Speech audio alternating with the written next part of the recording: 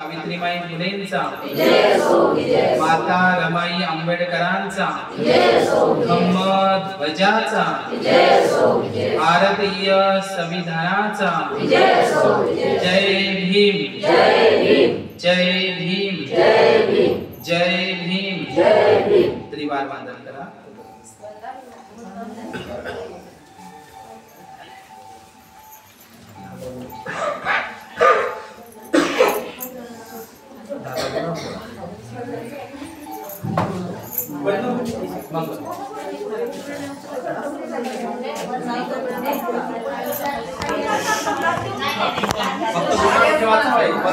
पहिला मनुष्य तथागत बुद्धाने सांगितलेला आहे.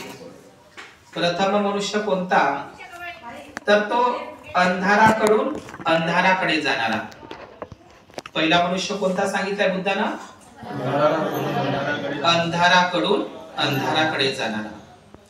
आता अंधार कोणता, तर जी रात होते किंवा घोळ काळी रात्र म्हणतो आपण, त्याला अंधार नाही म्हटलंय भगवान बुद्धाने. तर जो अज्ञानाचा, अविद्येचा, अज्ञान रूपी, अविद्या रूपी, अंधश्रद्धा रूपी, अंधविश्वास रूपी जो अंधार आहे, जो अंधकार आहे. मग मनुष्य अंधकारामध्ये कोणता, तर अंधकार आणखी आपण असाही म्हणू, जो मनुष्य व्यसनाधीनतेकडे आहे तोही अंधाराकडे आहे. जो चोरी करण्याकडे आहे तो अंधाराकडे आहे. जो व्याभिचाराकडे आहे, अनाचाराकडे आहे, तोही अंधारातच आहे. आणि जो खोटं बोलणारा आहे, खोटी साक्ष देणारा आहे, निंदा चहाडी करणारा आहे, तो अंधारात आहे. आणि जो मनुष्य व्यसनाधीन आहे, म्हणजे मद्यपी आहे, दारू पिणारा आहे, तर तोही मनुष्य अंधारातच आहे. म्हणजे पहिला मनुष्य कोणता सांगितला, सोपा आहे, लक्षात घ्या. पहिला मनुष्य कोणता बुद्धाने सांगितला? अंधाराकडून अंधाराकडे जाणारा. अंधाराकडून म्हणजे पहिलेच अंधारात आहे तो, आणि पुन्हाही कुठे जात आहे? अंधारातच जात आहे. तर चांगला आहे का हा मनुष्य? नाही. अंधाराकडून अंधाराकडे वाटचाल करत आहे. तर त्याचं जीवन, त्याचं भविष्य धोक्यात आहे, संकटात आहे. तुम्हाला आवडतं का पुन्हा, म्हणजे आधीच अंधारात आहात तुम्ही आणि पुन्हाही तुम्हाला अंधाराकडे जाऊशा वाटते का?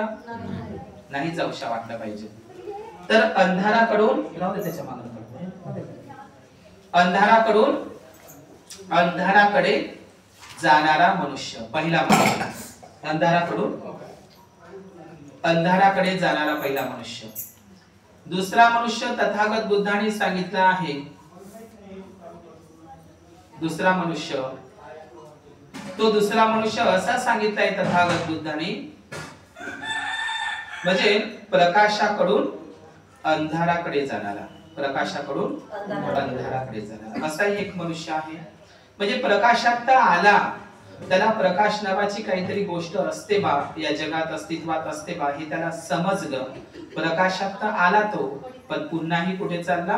अंधाराकडेच चालला.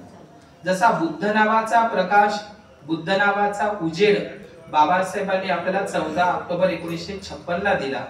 आपल्याला 22 प्रतिज्ञा देऊन बुद्ध धम्माची दीक्षा दिली. बुद्ध धम्माची दीक्षा देणं, बाबासाहेबांनी नागपूरला बुद्धाच्या धम्माची दीक्षा देणं म्हणजे उजेडात आणणं होय. समजलं का? अंधारातून उजेडात आणणं होय. आणि लोक उजेडात आले आणि पुन्हाही जुन्याच मार्गावर जात असतील, पुन्हाही देवी देवता पूजत असतील, अंधश्रद्धेमध्ये असतील, अंधविश्वासामध्ये असतील आणि जुन्याच मार्गाला वाटचाल करत असतील, तर हे लोक प्रकाशातून कुठे जात आहे? अंधाराकडे. म्हणजे जुन्याच वाटचालीवर जात आहे. तर जायला पाहिजे का? नाही जायला पाहिजे. तिसरा मनुष्य सांगितला भगवान बुद्धाने, अंधारात आहे पण तो उजेडाकडे जाण्याचा प्रयत्न करत आहे. अंधारात आहे तो, आणि त्याला अंधार काय चीज आहे हे त्याला समजलं. अंधारातून बाहेर पडण्यासाठी तो धडपड करत आहे, तळमळत आहे. आणि तो अंधारातून बाहेर पडण्यासाठी, उजेडाकडे जाण्यासाठी, प्रकाशाकडे जाण्यासाठी वाटचाल करत आहे. तर हा माणूस चांगला आहे का नाही? तिसऱ्या क्रमांकाचा आहे का? म्हणजे अंधारात आहे आणि प्रकाशाकडे वाटचाल करत आहे, जाण्याच्या दिशेने तो अग्रेसर आहे. त्याने ठरवलं आहे मी अंधारातून उजेडात गेलं पाहिजे. हा तिसरा माणूस. आणि चौथा माणूस भगवंताने सांगितला आहे प्रकाशाकडून प्रकाशाकडेच. समजलं? म्हणजे पहिलेच प्रकाशात आहे आणि पुन्हा पुन्हा पुन्हा गडद गडद प्रकाशाकडे, म्हणजे प्रकाशात आहेच तो. त्याने बुद्ध धम्म संघ समजला, त्याला बाबासाहेबांचे विचार समजले, तो उजेडात आला, बुद्ध नावाच्या उजेडात आला, उजेडातच आहे आणि पुन्हाही गडद गडद गडद. दुसराही माणूस बराच आहे अंधाराकडून प्रकाशाकडे, कमीत कमी त्यानं सुरुवात तरी केलेली आहे का नाही? म्हणून जगामध्ये मनुष्यानं चौथा मनुष्य बनण्याचा प्रयत्न केला पाहिजे, प्रकाशाकडून प्रकाशाकडे. आपली वाटचाल कुठं असली पाहिजे? प्रकाशाकडून प्रकाशाकडे धडपड केली पाहिजे आपल्या जीवनामध्ये. बुद्ध आणि त्याचा धम्मग्रंथ जो बाबासाहेबांनी लिहिला, त्याच्यामध्ये दोन प्रकारचे माणसं आणखी बुद्धानं सांगितले, दोन प्रकारचे. पहिला मनुष्य सांगितला आहे बुद्धाने, बघा तो पहिला मनुष्य कसा आहे. पहिला मनुष्य बुद्धाने सांगितला, एक मनुष्य असा विचार करतो या जगामध्ये, त्याचा माणूस म्हणून जन्म झाला, मनुष्य म्हणून जन्म झाला त्या व्यक्तीचा, आणि तो व्यक्ती असा विचार करत आहे या सृष्टीमध्ये जन्म घेतल्यावर. हे पहिला मनुष्य कोणता? ज्याने जन्म घेतला मनुष्य म्हणून, माणूस म्हणून जन्म घेतला, तर तो पहिला व्यक्ती असा विचार करत आहे. कसा विचार करत आहे? बुद्ध सांगतात, एक मनुष्य ज्याने जन्म घेतला, मनुष्य म्हणून जन्म घेतला, माणूस म्हणून जन्माला आला, तर तो असा विचार करत आहे, तर तो असा आहे की तो मनुष्य काय म्हणतो, हे जे मनुष्याचं जीवन मला प्राप्त झालं आहे, हे मनुष्य म्हणून माझा जो जन्म झाला आहे, तर हे कशासाठी झाला आहे म्हणते तो?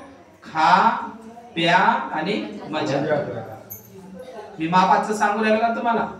हे बुद्धाचं वाक्य आहे, बाबासाहेबांनी लिहिलेलं. कोणतं आहे का असे माणसं तुमच्या गावाला शिरपूरला गेले?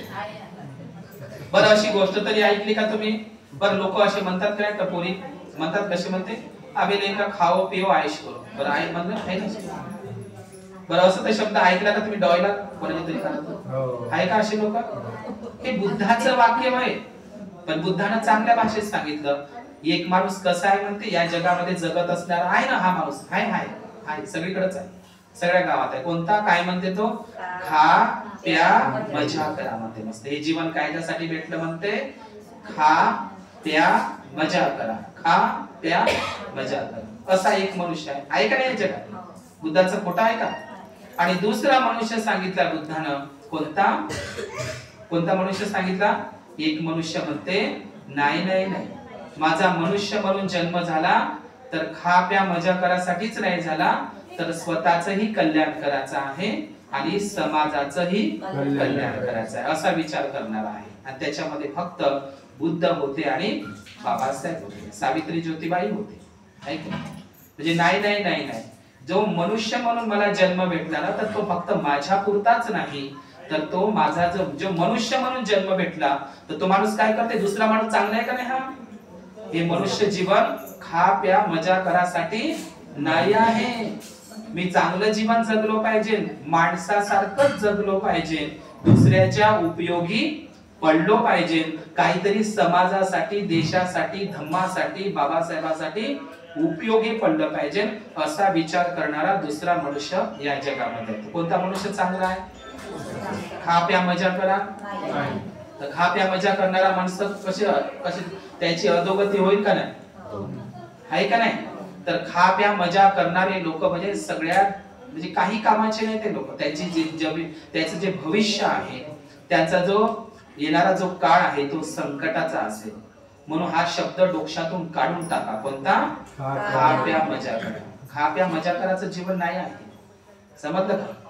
एक सुभाषित आहे, आम्हाला शाळेमध्ये शिकवलं होतं. कोणतं? म्हणजे जीवन ही चैनीची वस्तू नसून कर्तव्याची भूमी आहे. चैनीची वस्तू नाही जीवन. प्रत्येक टप्प्यावर कर्तव्य बजावत राहावं लागत असतं, आहे की नाही? कर्तव्याची भूमी आहे, चैनीची वस्तू नाही. म्हणून जीवनाला असंच हे नका घेऊन खा प्या मजा करण्यासाठी जीवन नाही आहे. हे मनुष्य जीवन मला जे प्राप्त झालंय त्याचा चांगला उपयोग झाला पाहिजे, इतरांसाठी मी उपयोगी पडलं पाहिजे, ते जीवन आपलं चांगलं जीवन. समजलं का तुम्हाला? नाहीतर कुत्र्यासारखं जगणं काही अर्थ नाही. समजलं तुम्हाला? बुद्धाने आणखी 4 प्रकारचे मनुष्य सांगितले, ते सांगतो आणि थांबतो मी.